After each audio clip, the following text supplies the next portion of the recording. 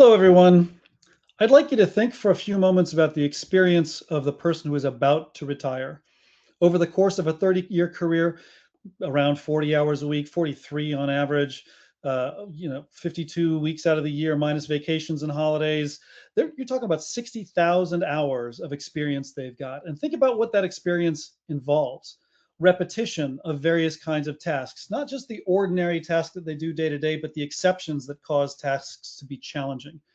They're working thinking about shortcuts for doing the things that they do. How do I make sure that I do this in the quickest, easiest, simplest way possible?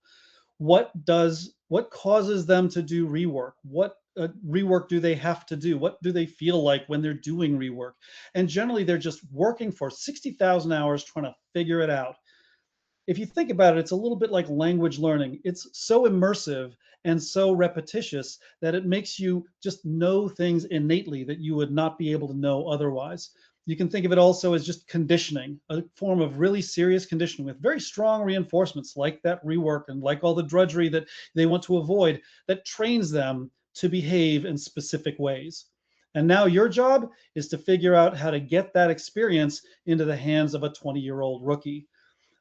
This is a presentation about closing the knowledge gap. I'm Jake Freivald from Fulcrum, and today we're going to talk through how to digitize the wisdom of those 60,000 hours and distill it into something that can be used by people within your organization.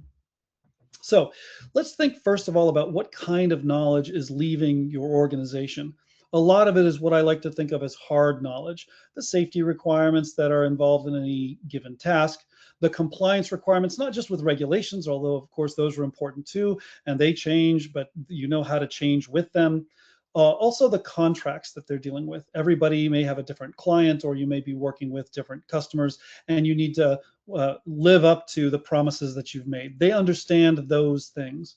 They may also understand client-specific information, not just the contracts, but what makes this client a little persnickety versus that client, and so on. This is all information, because it's that kind of hard knowledge. This is all information that has defined sources, although it may be hard for people to extract the knowledge from those sources. It could be the specifications, or it could be the standards, the safety standards you're using. It could be the regulations that you're working in. Those sources are available, but again, it may take some work to extract them. That at least feels tractable, let's call it. But the other kind of knowledge that's leaving is soft knowledge. It's things like efficient methods. My father used to say, Jake, I don't care if you're lazy. I just don't want you to be lazy dumb. Lazy dumb means you're going to do things stupidly. You're going to slack off on the task that you're working on. And as a result, you're going to have to come back and do it again. I want you to be lazy smart. Figure out how to get the job done as easily and quickly as possible with as little bother for you as possible. Those kinds of efficient methods are leaving your organization as the retirees go away. The reliability of the systems that they're using, whether we're talking about technological systems or whether we're talking about systems of thought systems, the processes they're engaged in, the consistency of the processes that they engage in, the kinds of things that enable them to do the same thing over and over again and ensure that they get the right result. But with that over and over again, there's also a series of exceptions that say, well, this is different from those. How do I manage these different exceptions? And then finally, what do the bosses really care about? They talk about this, but I know I don't get in trouble if I do X, Y, and Z. So what do the bosses really care about? That kind of institutional knowledge is walking away too. This soft knowledge is the kind of thing that's not necessarily written down, but it's the kind of thing that as they're thinking about it, they might say, what's going to bite me in the butt if I do this wrong, if I don't do it right the first time? So with those kinds of knowledge leaving your organization, we need to help people pick up that knowledge and use it somehow. And unfortunately, training probably isn't going to help us much there for a lot of reasons. First, because training usually involves a significant amount of memorization, and memorization tends to lead to poor recall. Just going back to that language idea before, you don't learn language very easily by memorizing lists of words. Studies have shown that it's very difficult to recall what we've learned before and put it into practice when we see it later. It's not a terribly natural way to learn. There's nothing in nature that says we're going to be able to sit down and look at things over and over again. And very often it's just focused on memorization. it's not a physical process. And we know that when we get our bodies engaged in what we're learning, we learn much more effectively. So that leads to the concept that we should be learning by doing. Excellent. There's a certain amount of training that you do want to do before you go out into the real world, but those classroom situations tend to be somewhat artificial, and they tend not to go on too long, because if you're bringing new people on board, you want those people to be functional and capable as quickly as possible. You need them to be out in the field as quickly as possible. So those classroom lessons tend to be too short. So the other form of learning by doing, yes, and they also represent limited scenarios. You see what is normal, or the literally the textbook version of what's supposed to happen, but you don't see the exceptions. So now the thing that we want to do instead of classrooms is give them that real world experience by doing things like ride-alongs, and that's an excellent start. But here again, in the real world, you're going to mostly see the ordinary cases. That will be reinforced somewhat when they go along for a ride with the more knowledgeable, more experienced workers. But because exceptions are by nature less frequent, they won't get the reinforcement about what happens during those exceptions. They won't see those enough to have them reinforced and really remember what they're supposed to do in those situations. And that's because they don't get the amount of repetition. They don't see those exceptions with enough repetition to commit them to memory. All of this suggests that we're not in a great spot. We probably can't replace the knowledge that is leaving our organizations the way it exists right now just by training new employees. We're not going to be able to train somebody to have a 30-year career's worth of knowledge in their in that new employee. So what can we do if training is probably not it, or at least not all of it? What can we do to capture that information and make it so we can give that 20-year rookie, the 20-year-old rookie, the benefits, the knowledge of a 65-year-old veteran? Well, one of the things that I think we need to do is realize that the job that they're dealing with has changed. The veteran is not like the rookie in the sense that the veteran has been leading through knowledge for most of his career. He has been using that knowledge to drive process. And the rookie is probably not going to be able to do that. That rookie's job is to follow the process. And that means that the skills that they have, the things that they know how to do without really thinking about it very much, are going to be radically different. The person who leads through knowledge is going to know all of the business steps required to get something done. Whereas the rookie might have the skill to be able to use technology very easily. The rookies coming in now are digital natives. They are very comfortable with different kinds of mobile apps and technology and all that kind of good stuff. They're good at that, but they don't know how to lead a process when they just don't know that process well enough. So we have to realize that the job has changed, and we have to start working on extracting information from the veteran so that the rookie can use that in their process that they now learn how to follow, versus really understanding necessarily all the ins and outs and the whys and wherefores of what they do. So when we're trying to capture that knowledge, what are we actually looking for? One thing we're going to look for and we're going to find, of course, is your typical process, what I like to also call the median process, right? When you go out 90 times out of 100, 80 times out of 100, you're going to see the exact same kind of process take place. Beautiful. And you need to know that. You're also going to find certain exceptions and edge conditions for the work that you're doing. Pardon me. You're going to find certain exceptions and edge conditions. And those are just as important, perhaps more important, because they'll be surprising when they come up. But you're trying to find out what those exceptions and edge conditions might be. You're looking for shortcuts. Pencil whipping is not necessarily a good thing, but if you've got a veteran who does a good job, then when they pencil whip something, it's probably because that's the most effective way of doing their job. If they say things like, oh yeah, that doesn't really matter, or you can ignore this bit, or this is always the same, those things indicate that you have a part of a process where the detailed steps may actually matter less than the bigger picture. You may actually have found something that's relatively minor, and you can spend less time on that in training, and you can spend less time on that in causing people to have a certain process to follow, the rookie to have a certain process to follow. We're looking for conditionals, and conditionals can be really simple. I'll show you one in a little bit, but they can also be very complicated.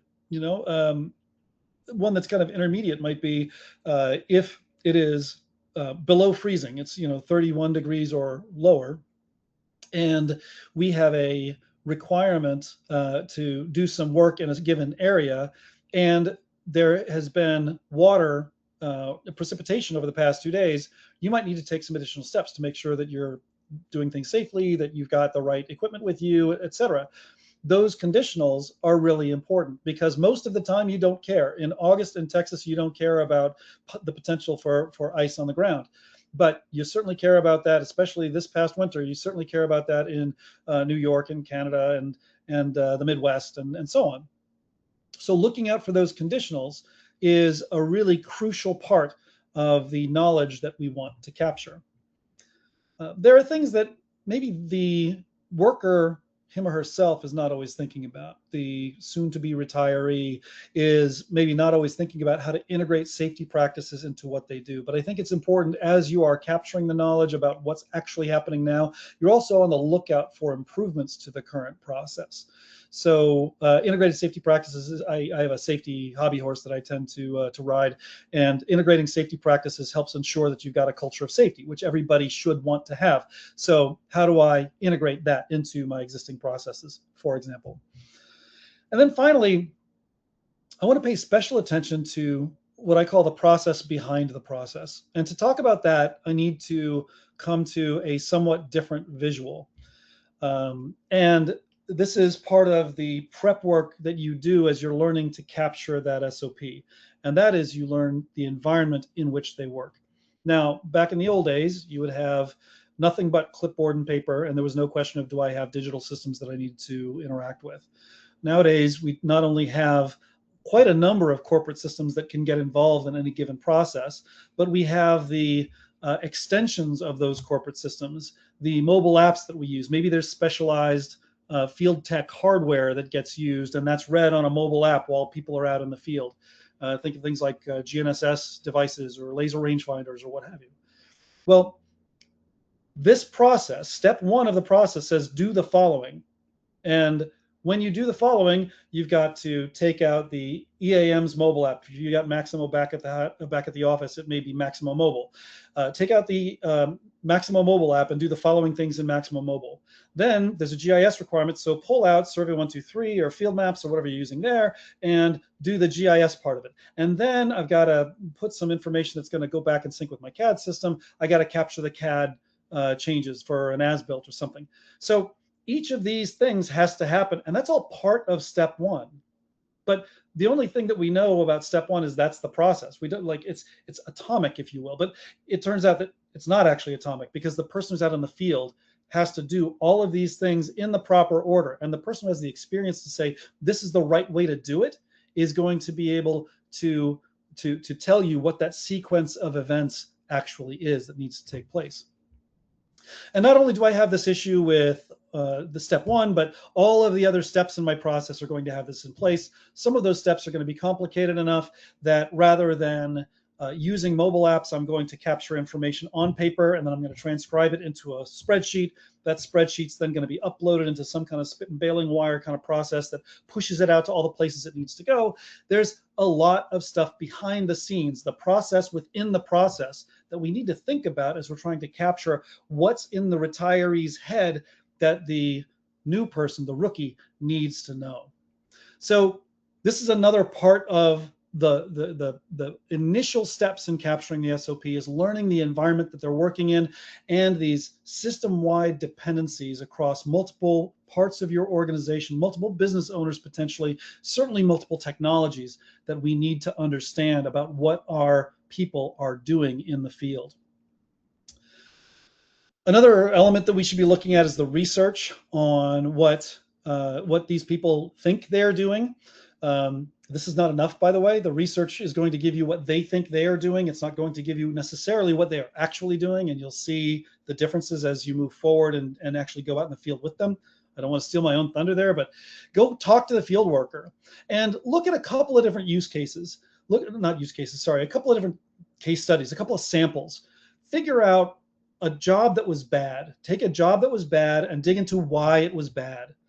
Ask them why they knew early on that it wasn't going to work. If they say, yeah, I could have told you that wouldn't work, that's a great sign that some process that they understood wasn't being followed, or that some knowledge that they needed to have wasn't available, or somebody was making decisions that weren't the best decisions they could make, and he probably knows the reasons that those decisions weren't the best ones they could make.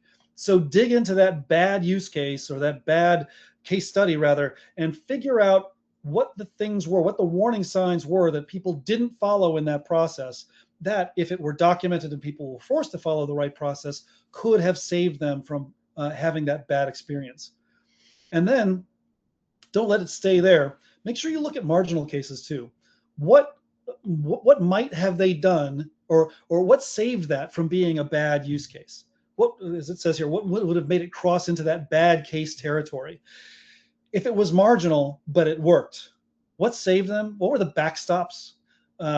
What ensured that they were going to actually hit the requirements of the contract, or they were going to hit the requirements for the specification, that if they had just done something slightly different, it could have gone all haywire. And maybe some of that's going to be luck, in which case that's important to know too. The marginal case was mostly lucky. Okay, well, we need to prepare ourselves not to be lucky. So look at both of those kinds of cases. What was bad and what was marginal, and dig into the whys of the bad and the marginal. Don't just talk to the field worker. Now, you're going to get some advice from that person, and that retiree is going to be able to say, hey, you know what, this is what I see. Make sure that you're also talking to supervisors. And frankly, your supervisors are going to be some of your retirees too, because they have a lot of experience, and that may be, maybe because they're now 62 and a half and they're ready to go. So ask the supervisor exactly the same questions. What was bad? What was marginal? Dig into the details there.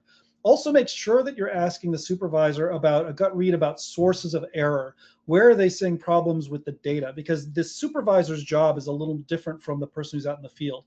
The person who's out in the field, well, and they could be a supervisor out in the field, but the person who is the field worker, as opposed to the supervisor, is engaged in the individual process, right? They are doing the things. And the supervisor is reviewing the things. Whenever you're reviewing the things, you're looking at data. It could be visual data. It could be going behind the scenes and doing an inspection yourself. It could be getting data about what happened. It could be looking at the spreadsheet afterwards. They're just looking at it in a different way than the field worker, him or herself, is. So get a gut read about the sources of error in the data that they're looking at, so you understand how improvements in process can change or eliminate those sources of error. Now, with all of this, both with the supervisor and with the field worker, think about the question types that you've been asking. Think about the things that they've been responding to you with, because when you ask questions and when they are asking questions about what the source of work is, or what the process is, or what the supervision process is, that leads to the digital field types that you will use in the immediate future. Sometimes it'll be text, sometimes it'll be a yes, no, sometimes it'll be a pick list of things. So listen to the question types, start to formulate what you think the field type is for those questions, but be ready to change those assumptions on a dime, and we'll get into some of the reasons for that. At that point, it's worth going out into the field to actually capture the SOP as it currently gets done. And the person who should go out in the field here is not a supervisor, is not a business analyst type. This is probably the developer who needs to be out in the field to see how things actually play out in real life. Now, if you're talking about a developer and it's somebody from IT, that can be challenging. Very often with Fulcrum, we're talking about a developer who lives in the field team because they know the business processes better. That kind of person is ideal for this, but go out into the field. And there's a couple of things to remember. First, be humble. Don't pretend to know anything. As a matter of fact, pretend not to know anything, because that's the level of knowledge that new people will be coming in with.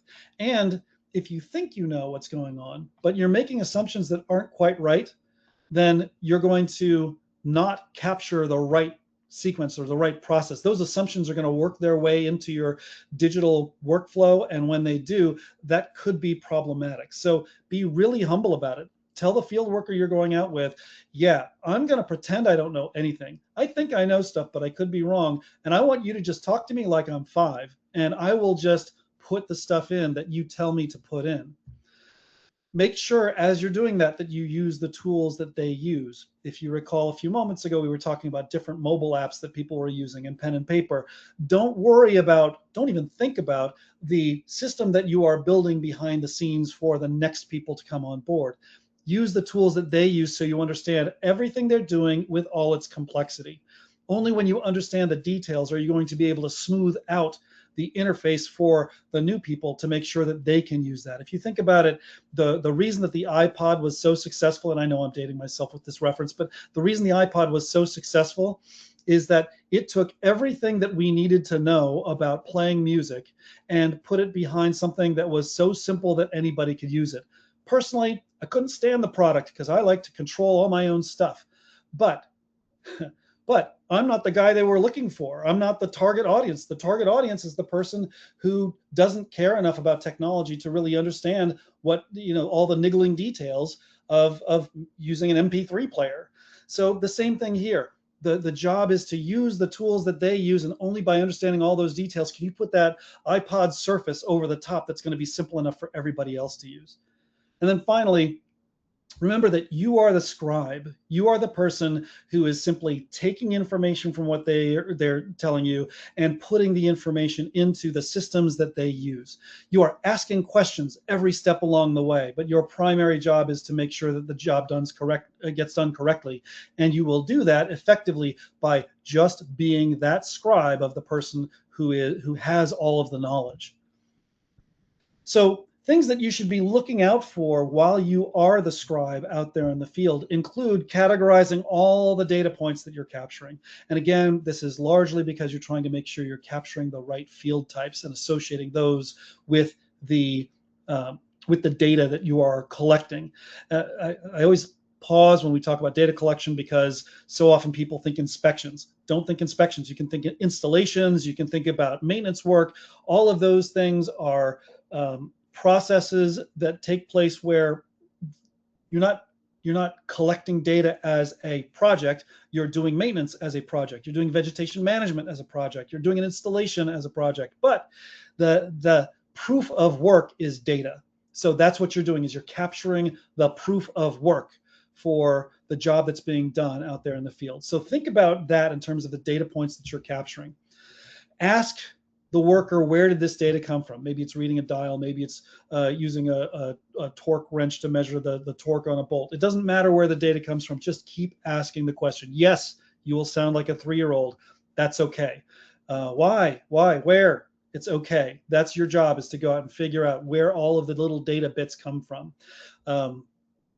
Working in IT one time, I remember, working with a genius, like literal genius, on some old mainframe systems, and we had a problem, and he paged down through a bunch of logs inside the system, and he was able to find the error. And I said, that's cool. There's another problem over here that seems very similar. What do you think about it? And he looked at me like I had 4 eyeballs. And I had to figure out, okay, this thing must not look the same to him as it does to me. So why do you think then that this isn't the same as that? Where does that data come from? That's the question you've just always got to be asking. Very often, things look like they have a binary answer, yes or no, but sometimes we find that it's not really yes or no. It's yes or no maybe 90% of the time, but there's a little bit of a maybe on some of those edge conditions. So in order to create a digital environment in which you capture all those edge conditions, you might need to change your yes no field into a single choice drop down field. Or you might need to be able to say yes, no, or not applicable. Like, when is it not applicable? So when you get a yes or no answer, always ask, is there ever an exception to that? See if there's any potential non-binary answers to that question. One of the things that people do frequently in these in the tasks that they're given out in the field is they see if things are within tolerance. and seeing if they're within tolerance is good. And sometimes you have a source for that, right? Sometimes it's in the standard that you're using. Yes, you must do between X and Y, and there may be multiple layers of value ranges, but not always. Sometimes there's like, okay, between this and this is good, and that's all it is. It's within tolerance. Ask though, is it good? Is it like well within tolerance? Is it okay? What would look like a good tolerance there? Why, would you look twice at a reading if it were in a smaller range? Start to pull that information out of them as well, because that could end up giving you a level of richness in your mobile application that would not be available if you didn't understand that fully. This one is more challenging, but it's really important. There's a lot of knowledge in the field worker's head. And what you need to be thinking to yourself is, what did they just say that they didn't have to look up? Like, if I were doing this job for the first time myself, what would I have to look into? What manual would I have had to look at in order to get the answer that he just knew off the top of his head? So continually ask. This is kind of part of where did this data come from, but it's a little bit different. It's really, where did the knowledge about what the data means come from? Where did the knowledge that it's good versus okay versus not good come from? Where, how did you know that without looking it up?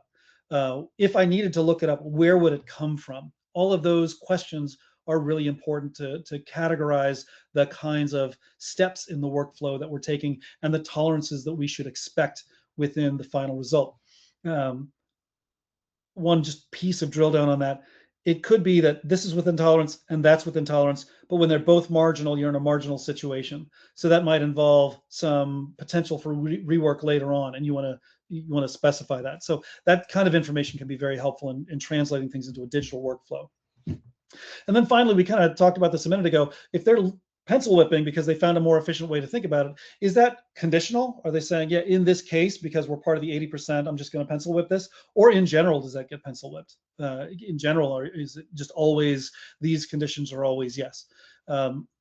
Just dig into it. Find out why. Find out not just why, but when. And try to translate that into criteria for deciding that it's a legitimate pencil whip versus just somebody being lazy. I've been talking a bit in the abstract, and I'd like to drill into something that's a little bit more concrete. And one of the ways that I can do that is by digging into the work that we did with the ASSP, the American Society for Safety Professionals, Permit Required Confined Spaces Standards. This is, you can see the standard number here. It's from 2022. And we built an app about confined spaces at that time. This is interesting because it has a specific a specific document that comes with the standard that says this is exactly what's supposed to happen. You can see that on the right. You can obviously modify it to suit your particular conditions, but this is generally speaking what that standard would look like. And the image here is an oxygen meter in the going down into that confined space. So this PDF helped us learn some lessons about building out the kind of process that people need to build out. And here's some of the lessons that we learned from it. First, it's really interesting that paper can just lead you to assume certain things, or because there's no other option, you just automatically assume it means what it's got to mean. Like it has to mean that. So, for example, if you look at the measures for isolating equipment here, the bottom one says full body harness with D-ring. Okay, well, is that something that you had to bring to the site with you because you had to have it on hand to make sure that it was available, or did you wear it? Do you need to check the box and say, yes, it's available and I'm wearing, or not? If you need to say, yes, I've got the full body harness, and you need proof of work, proof that you actually did put on that full body harness, do you need to conditionally require that if they check that box, yes, do they need to take a photo of the person wearing the D-ring so you can show that they were doing the right thing from a safety perspective? Now, that may all be nonsense. It may not fit what you're personally doing, but these are things to think about. How do I make sure that my proof of work is correct? And how do I take out the assumptions that might come from having those things on paper? It's also very easy on paper to do things like this. If you see the circled area here, it says head, eye, hearing protection, and you're supposed to circle the type of protection that you've got. One of those questions, again, is, am I saying this PPE is available, like I have it on the truck, or is this the stuff that I have to wear for this job? This is a measure for isolating the equipment. I need to have this on me. So am I wearing them or not? Am I, give me the evidence, show me a photo that proves that I'm doing what I say needs to be done. The ability to, on a computer, hide things that I don't need to see is extremely helpful, especially for people who don't know the whys and wherefores of all of the fields that are on here. So for example, when we talk about the acceptable entry conditions into that space, and I'm looking specifically at gases like carbon monoxide, it can't be above a certain level. Ammonia can't be above a certain level. Well, there are two different ways of measuring that, TLV and PEL. Okay, well, circle appropriate level, and I've got to know which of these things I'm using. Wouldn't it be nice if instead you could say I'm using PEL, and then for PEL, it shows you the various items that you need to collect, the various things that you need to, the levels that you need to use. If you can do that, then it just makes it so much easier for the person who is using your device, your digital workflow, to get the answers right, to know what they're looking for, to not accidentally transpose from one column to the next. It's just less brain clutter to the person who's using that process.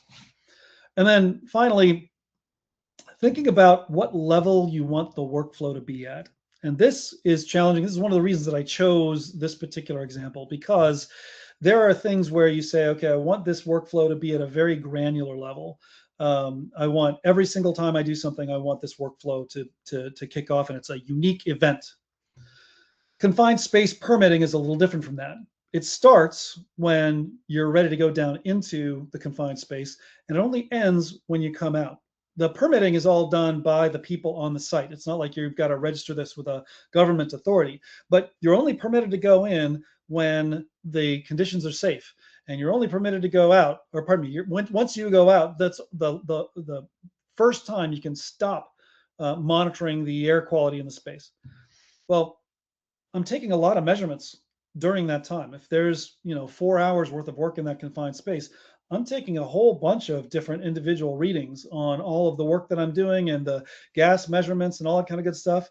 So in this case, I don't want each measurement to be its own record. That's not enough of a workflow.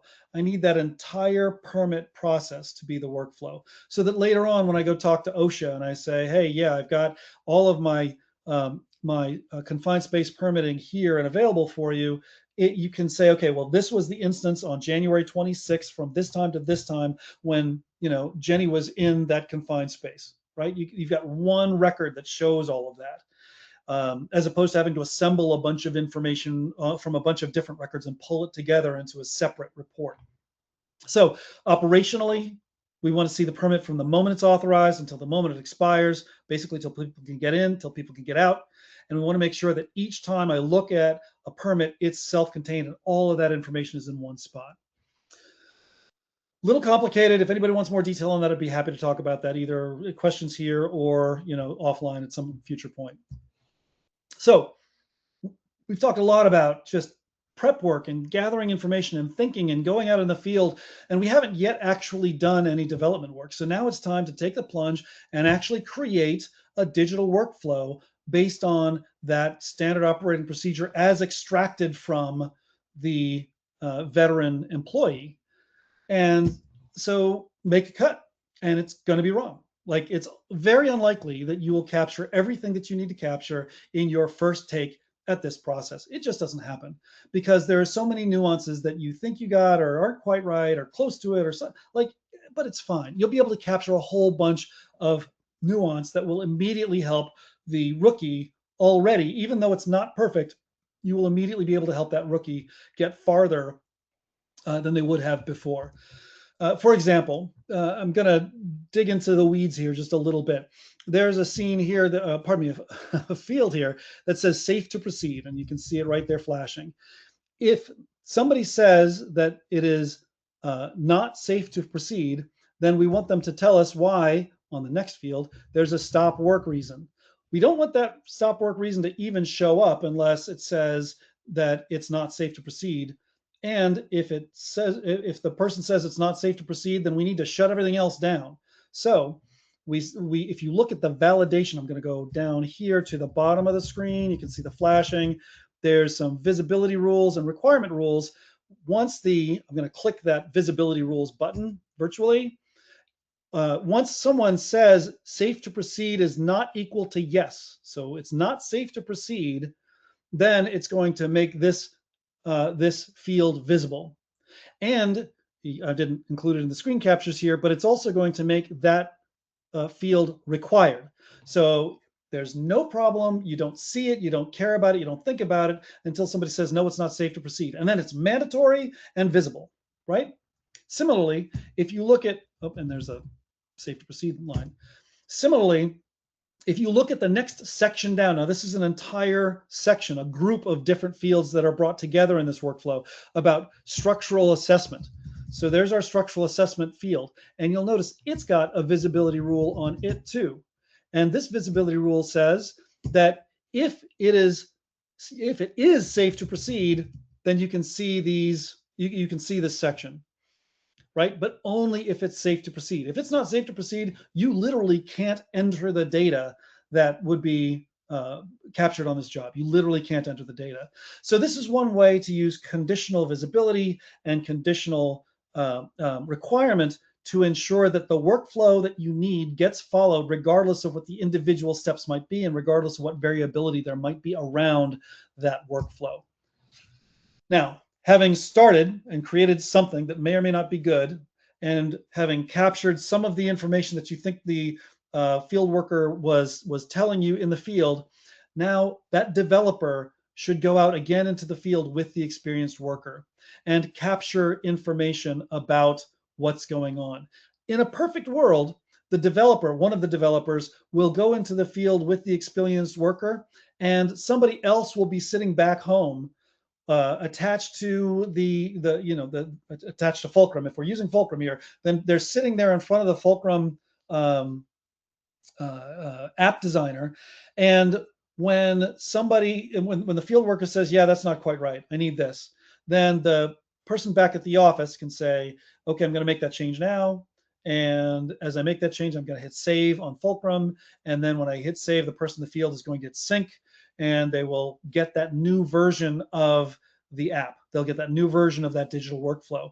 If you can do that, then you have something where you get real-time feedback in the field. You could even do it from a laptop in the field if you have that strong of a Wi-Fi or cell connection. I'm not going to say that that's going to work every time, but if you can get that really fast iteration while they're standing out in the field, that's a huge benefit to ensuring that you're actually capturing what the field worker believes you should be thinking, and making sure that that SOP tightly adheres to the process that they're actually following versus what they tell you they're following when you're just kind of like trying to figure it out with them. So that brings us back to this complex siloed environment where there are a lot of different apps that people have to use, and each step actually contains little micro steps in it, and the field worker knows what those are. That makes life much harder when you're trying to capture the SOP for the field workers in place, the experienced ones who really know what's going on. So from Fulcrum's perspective, one of the major benefits that we bring to the table is that each of these steps can happen inside Fulcrum. Instead of a separate app to talk to your GIS and a separate app to talk to your EAM, Fulcrum has all of those micro steps captured now. That's now part of the SOP. Before it was just in the experienced field worker's head. Now it's actually part of the SOP. I'm going to use the rangefinder here. I'm going to collect this information there. I'm going to push some information back this way. All of that is actually in step one inside Fulcrum, and same for step 2 and 3 and 4 and 5. So having the field platform will make a tremendous difference to your ability to actually declutter what's going on in the field right now. It should make your existing experienced workers more effective, because that way they don't have to juggle all the things, right? But it will definitely make your newer, less experienced people more capable, because they've only got one thing to learn, one place to go, one set of technologies, one user interface to really understand to get their job done. With all of that having been said, I'm just going to briefly, since I've already started talking about Fulcrum a little bit, I'm just going to say a couple of words about Fulcrum. I promise it'll be really short. We are a field process management and data collection platform. This is a newish market category. Lynn Schneider from IDC has talked about this.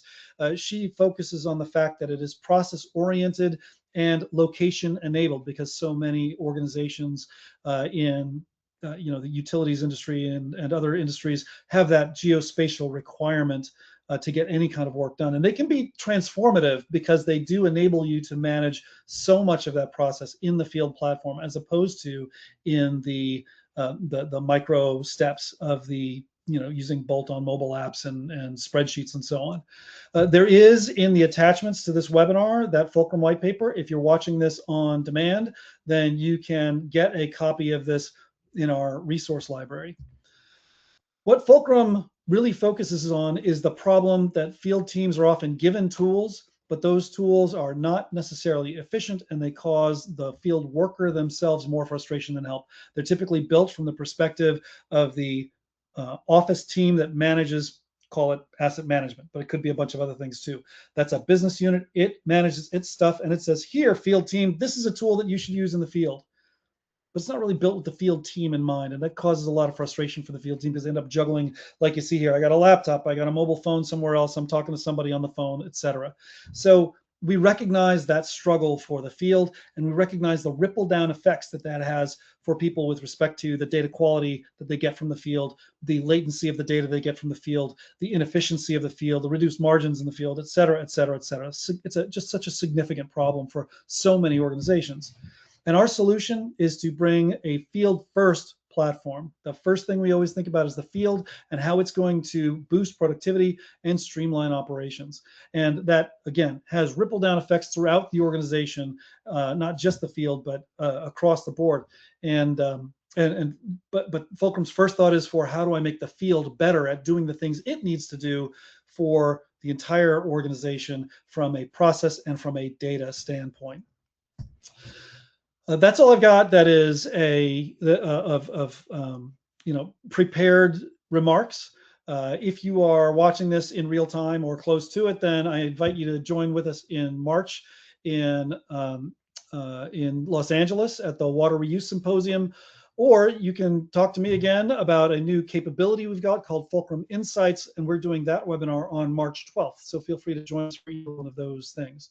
And now what I'd like to do is open the floor for questions. So give me 1 second here. I'll stop sharing my screen and pull up questions. I got a question about, can I share this with my team as a whole? Absolutely, we're happy to share that with you. If you want to talk about anything we've said here offline, happy to help out that way in any way, Chris, as well, of course. Okay, I have a question here that says, you mentioned safety several times today. What if the retiree isn't all that safety focused? I dwelled on safety actually quite a bit today. It's an interesting question, because they should be focused on safety, but they often are not, because that's not has not necessarily traditionally been the focus of that organization, or maybe they grew up in a culture where safety wasn't really, they weren't as concerned about that. Your goal as the person who's capturing their knowledge is to see about improving that culture. So, when people talk about safety culture, or, culture of safety, whichever way you want to phrase it, they're trying to drive safety into every aspect of what the organization is doing. And it's very helpful if you keep your eye on places where they weren't thinking about safety, but you can insert it. It might be worth you taking the workflow that you generate and walking through it with your safety team and saying, okay, what did we not do here? If you're doing any video recording of what you're doing in the field, say, watch this video with me, show me where there are things that we should have done differently. So even if the retiree themselves are not all that safety focused, you should be safety focused, because that next generation of employee deserve for you to be safety focused. It's kind of cryptic, but it says get ranges for things in spec, but then do what with them? So I think what you're talking about is where I went back to talk about how there is a set of specifications that say values have to be between X and Y, and it's between X and Y, so that's close enough. Like what else, what else do I need to know? If you capture, why would it be valuable to capture ranges? If you understand, if the person you're following, if the retiree to be understands that a marginally low value, something that's in spec but on the low side, combined with another value that's marginal but low, could lead to problems in the future, then you might have some kind of conditional logic that says, check this out, look at the situation, confirm that some other condition is correct. Or you might end up putting a digital score on the workflow. So instead of saying binary yes, no, pass, fail, you're able to say, now you're able to say pass marginal, and you'd be able to say exactly why it's pass marginal. So yes, you're still getting that pass value just like you used to, but you're getting some information, some better information about what the actual conditions were like, and that could lead into better decision making around things like preventive maintenance, or around replacement priorities for, if I'm going to roll out new equipment, I want to replace that one earlier, even though normally it was installed later. So it could be replaced later theoretically, but I see marginal values on that. So I think I should actually replace that one first instead of that one over there, which was put in earlier, but seems to be holding up better, right? So, I'm not saying that you will necessarily have something you can use that data with always, but capturing the information at the outset ensures that you get a wider range of options as you start to digitize your workflows. I hope that I answered that correctly in an understandable way. I've only got one question left, so if anybody else out there has other questions, please feel free to chime in. If we already have inspection checklists, where do the digital SOPs differ from that? So it's interesting. A lot of Fulcrum's business is related to inspections. A ton of it is, and that makes sense because every inspection is an active digital data collection, right? Or every inspection is an active data collection. Every inspection in Fulcrum is an active digital data collection. So if you've already got an inspection checklist, absolutely, that is very similar to the kind of digital SOP that you're going to be dealing with here. But an inspection tells you the way things are now, right? They tell you how things exist at this moment. But they are not necessarily a process. I have to be careful when I say that because there is a process to doing the inspection, but it's not a process the way that doing maintenance is a process, or it's not a process the way vegetation management is a process. And yes, we do a lot of work with maintenance and vegetation management and even installations of equipment. So you probably learned a lot by doing those inspection checklists, but reorient your head a little bit and say, okay, instead of just capturing the status of things, capture instead the process by which I am executing work. And that work is going to be done by people who don't consider themselves inspectors. They don't consider themselves data collectors. Get information, turn the work that they do into data. And that should, I would hope, help you get a much richer set of digital workflows and digital SOPs that are far beyond what you're doing right now just with your inspection checklists. Again, I hope that helped. And if not, then please reach out to me. That does look like the end of the questions that I've got. So barring somebody suddenly leaping on, I will thank everybody for attending today. I know you had other stuff you could do today and you spent it with me, and I really appreciate that. Feel free to reach out if you have any questions or comments. And meanwhile, I'll see you out in the field. Thanks.